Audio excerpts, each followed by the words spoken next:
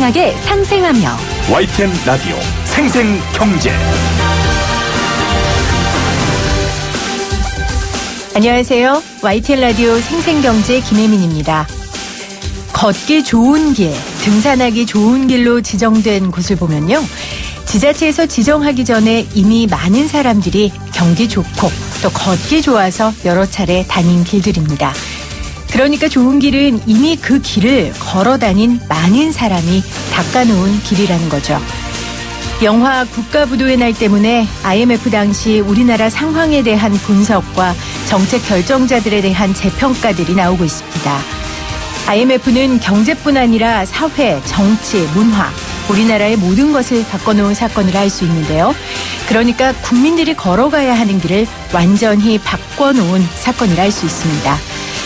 올 한 해를 뒤돌아보면서 얼마나 많은 길을 내가 냈는지 스스로 묻게 됩니다. 길은 내지 못한다 할지라도 이미 내어놓은 좋은 길을 더럽게 하거나 나쁘게 만든 건 아닌지 돌아보게 되네요. 2018년 12월 17일 YTN 라디오 생생경제 지금 시작합니다.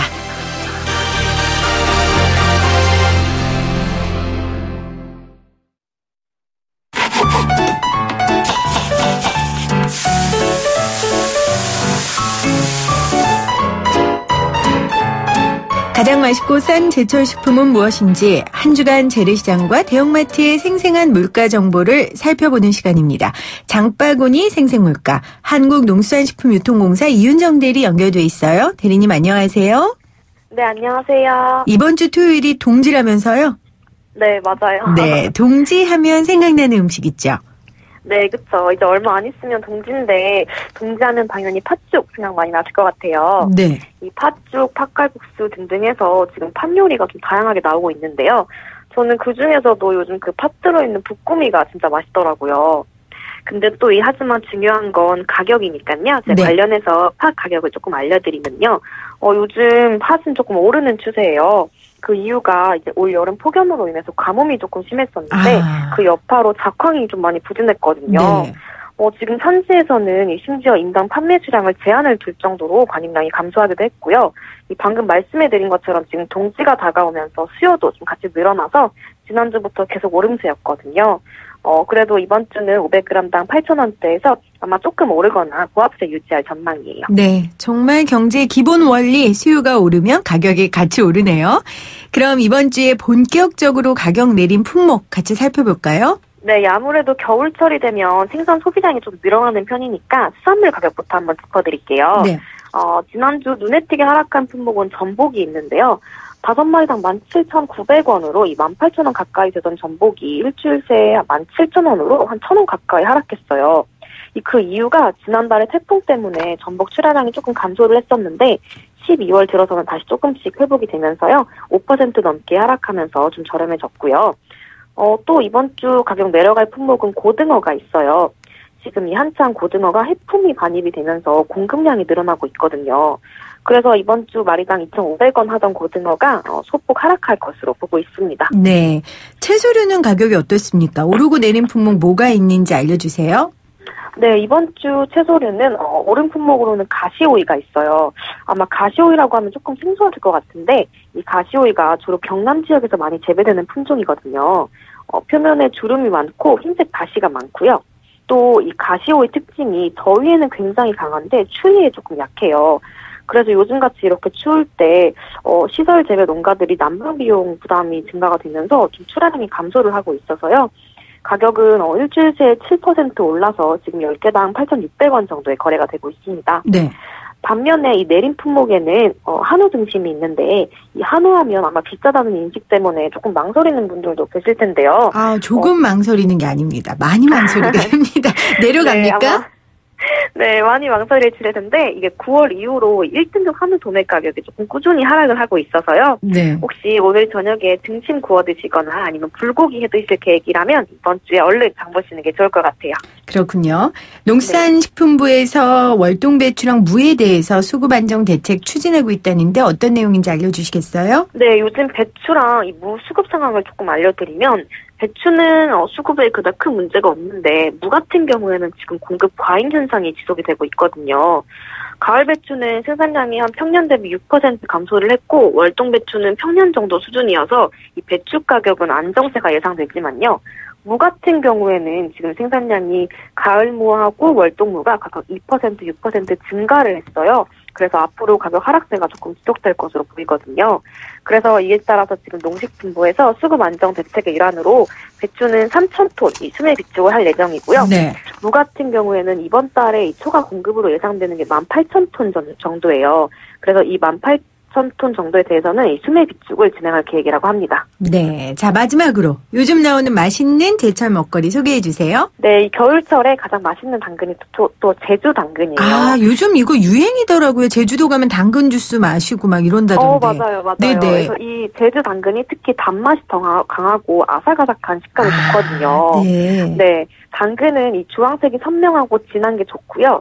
표면이 매끈한 게 또 단맛이 강하니까 고르실 때 참고를 해주시고요. 또 당근이 베타카로틴이라고 해서 비타민 A가 많아서 눈 건강이랑 또 시력 형성에 또 효과가 있으니까요. 지금 키로당 4,5,000원 하는 당근 한창 맛있을 때 즐겨 드시면 되겠습니다. 네, 오늘도 좋은 정보 감사합니다, 대리님. 지금까지 한국농수산식품유통공사 이윤정 대리였습니다. 쉽다, 재미있다, 어라? 무슨 말인지 이해가 간다. YTN 라디오 생생경제. 오늘 가장 뜨거운 경제 뉴스를 제일 생생하게 전해드리는 시간입니다. 내년도 경제정책 방향을 논의하는 확대경제장관회의가 열렸습니다. 정부는 대규모 프로젝트, 사회적 타협, 산업혁신, 포용정책의 4대 부문을 지정했고요. 이를 위한 16대 중점 과제를 선정했는데요. 대통령의 말과 또 관련 내용이 엄청 많습니다. 말 그대로 쏟아졌습니다. 쏟아진 내용을 주어 가장 잘 요약 정리해 주실 수 있는 분을 모셨습니다. 박연미 경제전문기자 나오셨어요. 안녕하세요. 안녕하세요. 내용이 너무 많아요. 네, 책으로 한 권이죠. 이게 원래 기획재정부 1년 농사 중에 네. 그 상반기, 하반기 제일 큰 것 중에 하나예요. 네. 네. 그러면 역대 정권에서도 이렇게 내용이 많았습니까? 원래 다 책으로 한 권이라 기자들이 이걸 다 해독하지 못할 것 같으니까 늘 부록을 하나 더 주거든요. 네. 그 정도로 양이 방대하고요. 사실 관심 있는 지표는 뭐 성장률. 그렇죠. 그리고 뭐 고용이 얼마나 늘어날 거냐 이런 것 등등인데 요걸 빼고 왜 이런 숫자를 내놓을 수밖에 없었느냐에 대한 근거를 이만큼 갖다 붙여놓은 거죠. 사실. 해석과 어떻게 보면 변명과 설명이 전 설명이라고 하겠습니다. 네, 그렇습니다. 그만큼 많은 건데 생생경제에서는 청취자들이 관심 가질 내용만 뽑아서 합시다 우리. 네. 자, 그러면 한번 해보겠습니다. 오늘 문 대통령이 회의에서 유독 성과와 체감이라는 단어를 강조했습니다. 제가 발언을 좀 소개하면요. 최저임금, 노동시간 단축과 같은 새로운 경제정책이 이해관계자와 국민의 공감 속에서 추진되어야 한다. 의미 있는 변화가 시작됐지만 성과를 체감하지 못하는 국민들이 많다. 국민의 삶이 고르게 나아지지 않고 있기 때문이다. 라고 대통령이 발언을 했습니다. 그러니까 뭐 아무리 정책적 방향이 옳다 해도 이 눈에 보이는 성과가 국민이 느끼는 체감이 없다면 무의미하다는 뭐 자기 반성이라고 해석해도 될까요? 역대 어느 정부나 마찬가지인데요. 그 정부가 당대에 강조하는 단어들은 그 역설적으로 그 시대의 아킬레스건을 반영하는 경우가 많습니다. 성과도 나지 않고 체감도 되지 않는다. 그런 일종의 자기 고백이라고 볼 수 있는데 이제는 국민들이 더 이상 기다려주지 않는다는 걸 사실은 국민들의 아우성은 조금 일찍 나왔었는데 정부에 그리고 가장 높은 곳까지 전달되는 시차가 좀 있었던 것 같고요. 네. 뭐 여러 가지 의미에서 대통령이 보완을 언급하고 성과와 체감을 언급했다는 점은 내년도 경제정책에서 여러 가지의 변화를 좀 엿볼 수 있는 부분이라서 한번 기대를 좀 걸어보겠습니다. 대통령 지지율이 소폭 계속 하락하고 있어요. 우리 경제 전문 기자님이 보시기에 이 원인 중에 하나도 이 경제정책의 체감을 국민들이 못하는 것 때문이 아닐까 싶은데 어떠세요? 현실적인 해석이라고 봐요. 보면 가장 최근에 이제 YTN이 의뢰해서 나온 국정 지지율 조사 결과가 있는데 대통령 지지율이 48.5%로 나왔거든요. 네. 이 숫자 자체를 놓고 보면 역대 대통령들하고 비교할 때 결코 절대적으로 낮은 숫자는 아닙니다. 다만 정부도 걱정하고 국민들도 하는 게 슈퍼스타 수준의 지지율을 가지고 있었던 대통령이 네. 이제 평범한 대통령들하고 비교할 수준으로 추세적으로 지지율이 떨어진다 이 부분이에요. 그리고 또 한 가지 아프게 보고 있는 게 당초에 문재인 대통령이 그 20대의 열광적인 지지를 받았었는데 네. 특히 20대 남성들이 그 이반하는 현상이 뚜렷하거든요. 그러다 보니까 지지율이 낮지는 않지만 추세적으로 계속 떨어져서 긍정평가, 부정평가가 지금 오차범위 안에서 네. 각축을 벌이는 상황이라 여기에서 근본적인 원인이 뭐냐 이걸 진단을 했을 거고 아마도 일자리 문제, 그렇겠죠. 체감하는 경기의 문제, 결국은 경제정책 방향을 현실적으로 구현하는 어떤 방법론을 수정할 필요가 있다. 이런 결론에 가닿은 게 아닐까 싶습니다. 네. 자, 그러기 위해서 이 체감을 국민들이 할 수 있게 하기 위해서 이 16대 중점 과제를 냈고 또 성과를 내라고 주문을 했습니다. 이 16대 중점 과제 다 못 살펴보고요.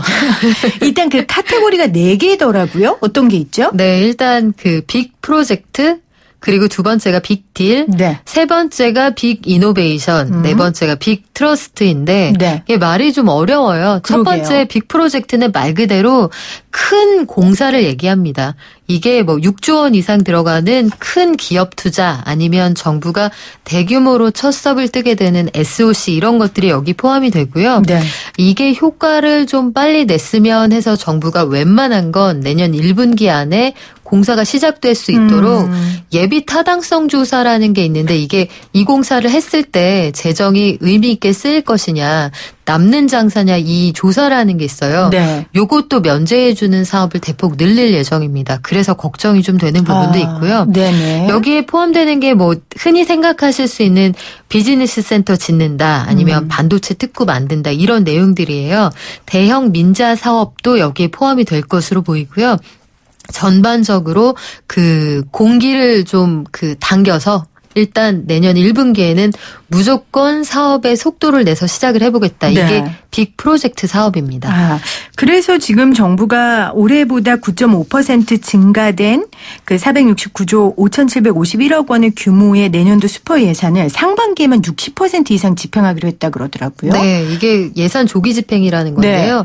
예산 조기 집행을 한다는 건 뭐냐면 상반기 경제 상황을 그만큼 엄중하게 보고 있다는 거예요. 쉽게 말씀드리면 내년도 상반기 진짜 큰일 날 수 있다 해서 재정으로 네. 경기를 부양하겠다 이런 얘기인데 네. 뿐만 아니라 여러 가지 일자리 예산 같은 경우에는 거의 80% 가까운 예산을 상반기에 집중 배정하겠다 이게 정부의 생각이거든요. 네.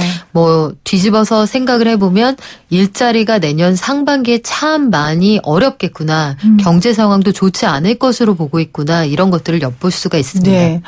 기업들의 시설 투자 또 SOC에 대한 민간 투자를 늘리는 것.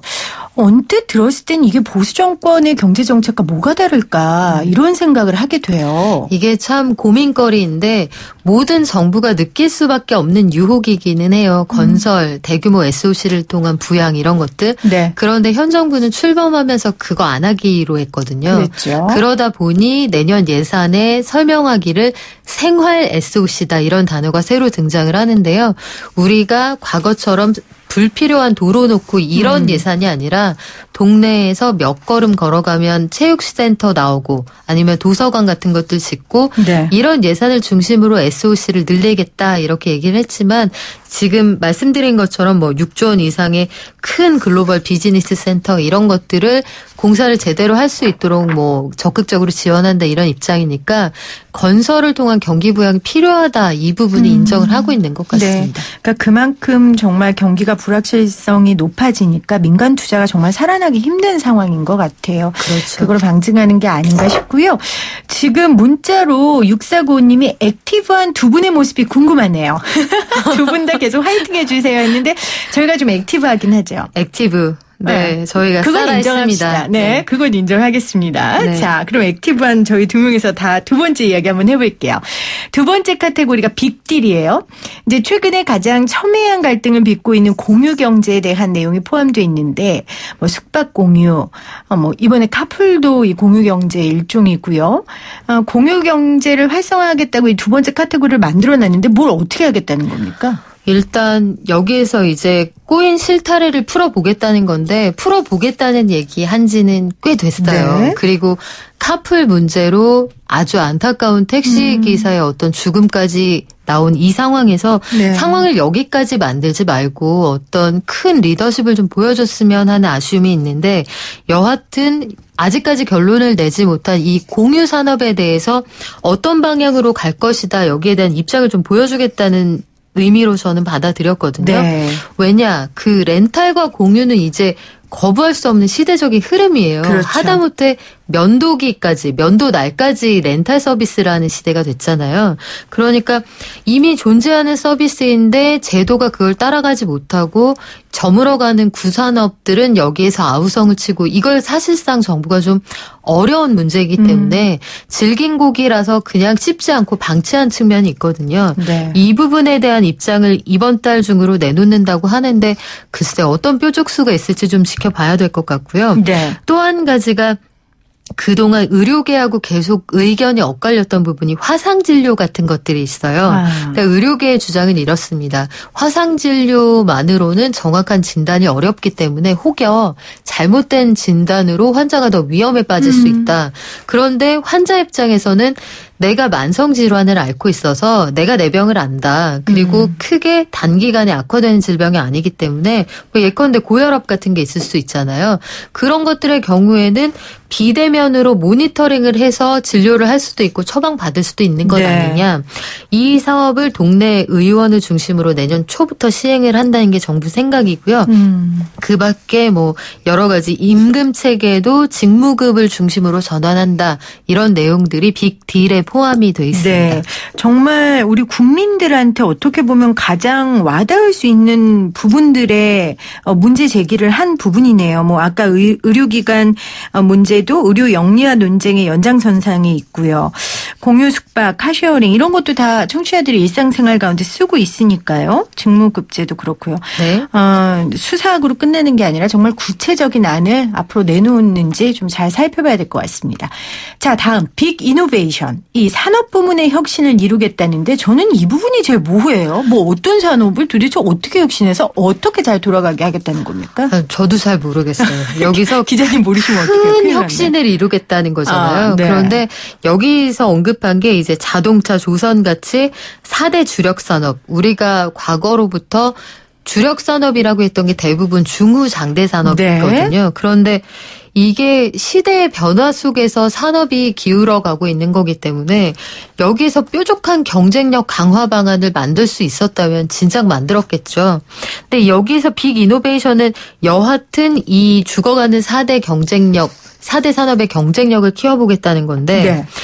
글쎄요. 어떻게 할 수 있을까 고민이 좀 남고 서비스 산업을 육성하겠다는 전략은 사실 2번 빅딜하고 연결이 되는 부분이거든요. 네. 그런데 정부가 이제 명확한 방향을 가지고 이해 집단을 좀 설득해 왔어야 하는 문제들이 여기 걸려 있는 것이어서 선행돼야죠. 네. 사실 지금 와서 이 얘기를 다시 하는 건 정부가 좀 반성할 부분이 있는 것 같고 중소벤처기업의 생태계를 보강하고 뭐 스마트 공장 등 4대 신산업을 집중적으로 지원하겠다. 이 부분은 내년도 예산에 어느 정도 반영이 돼 있습니다. 그리고 네. 그 중소벤처기업부에도 사상 최고 수준의 예산이 배정이 됐거든요. 그 보건복지부가 부처 예산으로 받아간 게 지금 한 70조 원을 약간 웃도는데 중소벤처기업부에 배정된 게 10조 원 정도 되니까 네. 상당한 배려, 관심이 있었다. 이 부분은 그렇게 평가할 여지가 있습니다. 네. 자, 여기도 구체적인 안은 지켜봐야 되고요. 네 번째, 빅 트러스트. 여기에 이제 가장 예민한 이 최저임금과 탄력근로제 이슈가 들어 있습니다.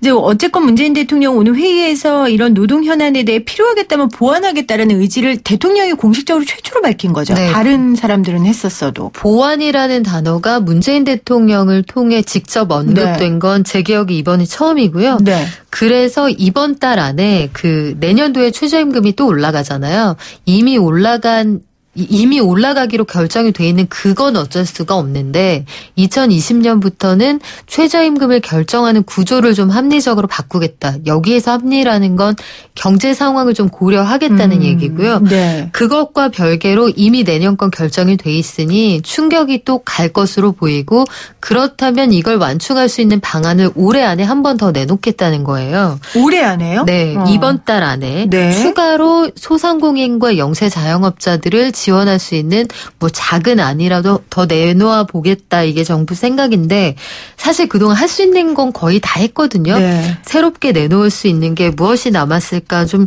기대와 걱정이 되기도 하는데 일단 정부가 어느 정도 수정이 필요하다는 부분에서는 뭐 강력한 메시지를 주고 있는 것 같고요. 네. 최저임금 제도 그리고 탄력근로제의 시간을 좀 확대할 수 있는 요 방안은 내년 1월까지 결정을 해서 2월까지 국회에 넘기겠다. 네. 국회 처리가 2월 정도면 됐으면 한다. 이게 정부가 가지고 있는 시간표입니다. 그러니까 최저임금에 결정된 금액을 일단 보완할 거고 앞으로 최저임금은 결정할 때는 경제 상황을 반영하겠다고 했는데 결국은 정부가 처음에 말했던 최저임금 이슈에서는 좀 한 발 물러섰다라고 봐야겠죠. 그렇죠. 사실상 그 소상공인들이 맨 처음에 이제 들고 일어났던 산업군이 편의점 업계였잖아요. 네. 그리고 이 불씨가 점차 확산이 되고 보니 지금 여기에서 정부가 한 발 물러난 듯한 이 정책이 선회하는 방향은 다 그쪽에서 요구했던 내용들이 꽤 포함이 돼 있거든요. 이제 다만 2019년 최저임금이 올라가는 그 오름폭은 현행법상 어쩔 수가 없다. 이게 정부 입장이기 때문에 이번에 추가로 나온다는 그 보완책으로 어느 정도 그 소상공인들을 달랠 수 있을 네. 것이냐 이건 좀 지켜봐야겠습니다. 자, 생활에 밀접한 영향을 미치는 내용 조금 더 살펴보죠. 앞으로는 집이 넓어도 집값이 싸면 월세의 일부만큼 세금을 깎아주는 월세 세액 공제를 받을 수 있게 된다던데요. 그러니까 지금까지는 그러니까 집이 넓으면 안 됐던 거죠? 월세 세액 공제가. 그렇죠. 네. 지금 근데 이렇게 되면 어떤 문제가 있냐면 그 경기도 경계선만 딱 넘어가도 사실은 주거 환경이 굉장히 쾌적해져요. 집도 넓어지고 그런데 우리가 과거 기준으로 생각하면 넓은 집이 부의 상징 아니에요. 네. 하지만 서울의 작은 평수하고 그 수도권의 넓은 평수 중에 서울에 있는 작은 집이 더 비싼 경우가 많단 말이죠. 맞아요. 이게 현실을 반영하지 못한다 해서 이 월세 세액 공제의 경우에는 받는 총 급여액이 7천만 원 이하인 무주택 근로자가 이제 월세로 내는 돈의 10%를 세금에서 빼주는 그런 제도인데 네. 요 일정 수준의 기준 시가 이하라면 월세 세액 공제를 받을 수 있도록 제도를 좀 합리적으로 고칠 계획입니다. 네. 정말 그 수도권에서 혹시 평수는 넓지만 좀 그러니까 집값이 싼 곳에 월세로 계신 분들은 꼭 확인하셔서 이 월세 세액 공제 받으시면 좋겠네요. 자, 깡통주택이라고 불리는 거 있잖아요. 집은 있지만 빚이 더 많은 1주택 한 개 차주의 주거 안정을 위한 지원이 확대된다고 들었습니다. 네, 이름이 좀 어려운데 세일 앤 리스백 이렇게 설명을 해줬더라고요. 왜 정부에서 자꾸 영어를 쓰는 거예요? 그러니까요. 저는 코너 제목 정할 때도요. 영어 제목 안 쓰려고 굉장히 했어요. 우리말의 파수꾼. 네. 영어 제목 있나요 우리?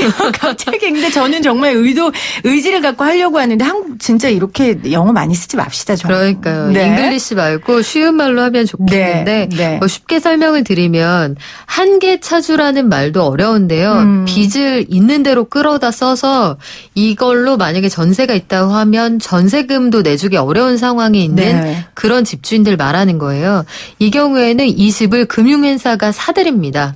사드리고 이 대출자 그러니까 집을 원래 가지고 있던 사람은 이 집에서 그냥 살아요. 네. 새들어 살다가 5년 뒤에 내가 팔았던 가격으로 다시 살 수 있는 권리를 주는 거예요. 그 차익 같은 거 안 내도 돼요? 네. 그러니까 이 사람이 집을 가질 수 있는 기회를 주면서 빚 때문에 너무 한계까지 내몰리지 않도록 하는 그런 제도를 네. 가지고 있겠다는 건데 네. 최근 들어서 소위 갭 투자가 늘어나서 이런 한계 차주들이 많이 늘어났다는 점을 감안한 제도로 네. 보입니다. 네. 오늘 관련된 2019년도 경제 정책 방향 내용 알아봤습니다. 아주 쉽게 분석해 주신 박연미 기자님 고맙습니다. 고맙습니다.